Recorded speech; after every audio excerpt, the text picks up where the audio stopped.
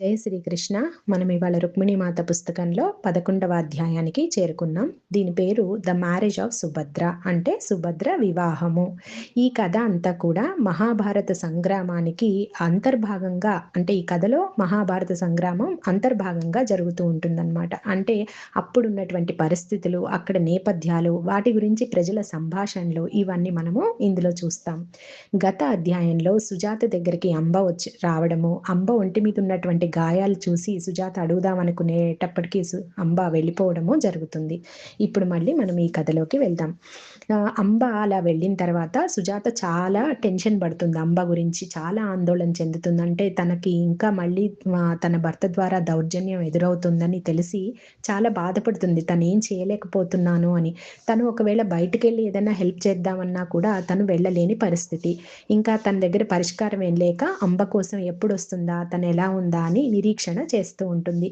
ఈలోపు అంజలి వస్తుంది అక్కడికి.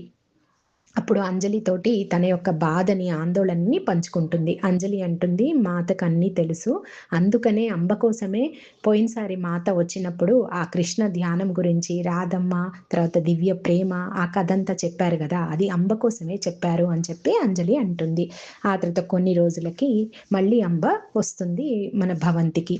అప్పుడు సుజాత తనని పరీక్షగా చూస్తూ అడుగుతుంది. అంబ ఏమీ జరగనట్టుగా తనతో ప్రవర్తిస్తుంది అనమాట. అంటే నాకేం కాలేదు, నేను బానే ఉన్నాను అన్నట్టుగా. కానీ సుజాత తన గురించి తెలుసు కాబట్టి, అంబ గురించి తను అబ్జర్వ్ చేసింది కాబట్టి మళ్ళీ అడుగుతుందన్నమాట. నీ భర్త బానే ఉంటున్నాడా, నిన్ను కొడుతున్నాడా, లేకపోతే నీకు ఎలా ఉంది, అక్కడ పరిస్థితి ఎలా ఉంది అని చెప్పి తను అడుగుతుంది. అప్పుడు అంబ అంటుంది, నేను చాలా బాగున్నాను, అంతా బానే ఉంది, పరిస్థితి ఎప్పుడు అలాగే ఉంటుంది, కానీ నేను లోపల శాంతిగా ఉండగలుగుతున్నాను. ఇదంతా మాత ఇచ్చినటువంటి ఆ కథ నన్ను చాలా మార్చేసింది, అది నాలో చెరగని ముద్ర వేసింది. కృష్ణ ధ్యానంతో నేను ఆ పరిస్థితిని ఎదుర్కొనే శక్తిని నేను కూడగట్టుకుంటున్నాను అని చెప్పి అంబ చెప్తుంది. అయ్యో, ఇంకా అలాగే ఉంది ఆ పరిస్థితి, అలా జరగకుండా ఉండవలసింది అని చెప్పి, అంటే పరిస్థితి కొంచెమైనా మారితే బాగుండు అన్నట్టుగా సుజాత అంటుంది. అప్పుడు అంబ అంటుంది, ఎన్నో విషయాలు ఉండకుండా ఉండే రీతిలోనే ఉంటున్నాయి, ఏం చేస్తాం అంటుంది అంబ. ఇలా వాళ్ళిద్దరూ మాట్లాడుకుంటూ, మన విలువైన సమయాన్ని ఇలా బాధ గురించి మాట్లాడుకోవడం వద్దు, నాకు ఇక్కడే కాస్త ప్రశాంతత దొరుకుతుంది కాబట్టి కొంతసేపు ఆ మాటలు ఇంకా మనం మాట్లాడొద్దని అంబ చెప్తుందన్నమాట. కాశిని, ఈశాను ఆడుకుంటూ ఉంటారు. అంబేమో పిల్లల్ని చూస్తూ మురిసిపోతుంటుంది. సుజాత మాత్రం తన స్నేహితురాలు, తనకు సోదరి సమానురాలైనటువంటి అంబని పరీక్షగా గమనిస్తూ ఉంటుంది. తన మనస్సు ఎలా ఉంది, ఏమైనా గాయాలున్నాయా అని చెప్పి తనని నఖశిఖ పర్యంతం కూడా ఆమె గమనిస్తూ ఉంటుంది. కానీ తనకొక్కటి మాత్రం మంచిగా అర్థమైంది ఏంటంటే, కృష్ణుడి ధ్యానంలో తనను తాను సమర్పించుకుంది. అందుకని ఎంత బయట పరిస్థితి ఎంత చిరాకుగా ఉన్నా అంతరంగంలో శాంతిని మాత్రం నిలుపుకుంది ఆ యొక్క దివ్య ప్రేమతోటి అని మాత్రం తనకు అర్థమవుతుంది. అప్పుడు పిల్లలందరూ వాళ్ళిద్దరూ ఆడుకుంటూ ఉంటారు. వాళ్ళు నెమ్మదిగా పెద్దగా అవుతుంటారు. పెద్దగా అయ్యే కొద్దీ వాళ్ళ మధ్య స్నేహం పెరుగుతూ ఉంటుంది. కాశిని ఎప్పుడు ఈశాన్ని పెద్దవాడిగానే భావన చేస్తుంటుంది. అంటే అతను చేసే పనులన్నీ తనకెంతో ఆశ్చర్యంగా, ఆసక్తిగా ఉంటూ ఉంటాయి. ఈశాను కూడా చాలా పెద్దవాడిలాగా ఎలాంటి పరిస్థితి అయినా ఫస్ట్ తానే చేతుల్లోకి తీసుకొని ఆ ఆటలన్నీ నడిపిస్తూ ఉంటాడు. తను సుజాత ఆలోచిస్తూ ఉంటుంది, అయ్యో వాళ్ళ నాన్న లేకుండా పెరుగుతున్నాడు, అందరూ ఆడవాళ్ళ మధ్య పెరుగుతున్నాడు, తనకి నృత్యం తాలూకా మగవాళ్ళ స్టెప్స్ కానీ అవన్నీ ఎలా నేర్పించాలి అనుకుంటూ ఉంటుంది. కానీ తనకి ఉద్ధవ్ గుర్తున్నాడు కాబట్టి తనకి సాధ్యమైనంత వరకు అన్నీ నేర్పిస్తూనే ఉంటుంది. ఈశాన్ కూడా చాలా చక్కగా తొందరగా నేర్చుకుంటూ ఉంటాడనమాట. అప్పుడు తను అనుకుంటుంది, తనకి ఇంకొక గురువు అవసరం ఉంది, కానీ ఇక్కడ ఎలా సాధ్యమో, కానీ మాత అన్నారు వాళ్ళ నాన్న కన్నా కూడా చాలా గొప్ప డాన్సర్ అవుతాడని, ఇది ఎలా సాధ్యమవుతుంది అని తను ఆలోచిస్తూ ఉంటుంది ఆ పిల్లల్ని చూస్తూ. ఇలా జరుగుతూ ఉంటాయి. మళ్ళీ అంబ వెళ్ళిపోతుంది. కొన్ని రోజుల తర్వాత మళ్ళీ అంబ ఒకరోజు వస్తుంది. అంబ కొంచెం సంతోషము, విచారము, ఆశ్చర్యము ఇలా రకరకాల భావాలతోటి వస్తుందన్నమాట ఆ రోజు.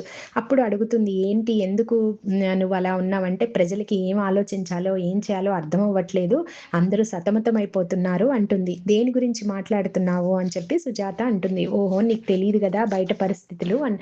సుజాతకి నిజంగానే తన భవంతిలోని పరిస్థితులు తప్ప బయటవేవి తెలియదన్నమాట. ఎందుకంటే తను బయటికి వెళ్ళదు కదా. బయట భవంతి బయట అంటే రాజ్యంలో జరుగుతున్నవన్నీ కూడా అంబ ద్వారానే తెలుసుకుంటుంది.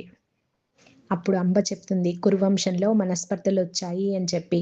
అంటే అప్పుడు సుజాత అంటుంది, "అవును వచ్చాయని తెలుసు ఇంకా సమసిపోలేదా" అని. "లేదు లేదు మా భర్త ఆ సైన్యంలో ఉన్నారు కాబట్టి తనకు తెలుసు.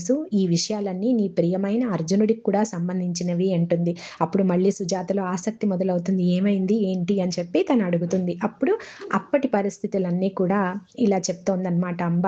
ఇలా సింహాసనం గురించి వాళ్ళు గొడవ పడుతున్నారని, దుర్యోధనుడు చాలా దుర్మార్గంగా ఆలోచిస్తున్నాడని, అర్జునుడి మీద చాలా ద్వేషం పెంచుకున్నాడని, కురువంశం యొక్క సింహాసనం గురించినటువంటి గొడవ చాలా ఎక్కువగా ఉందని, ఆ కురువంశం చాలా శక్తివంతమైంది. దుర్యోధనుడి చేతిలోకి వెళ్తే అధర్మం అంతా కూడా రాజ్యం ఏలుతుందని చెప్పి, ఇలా రకరకాల విషయాలన్నీ కూడా తను సుజాతతో పంచుకుంటుంది.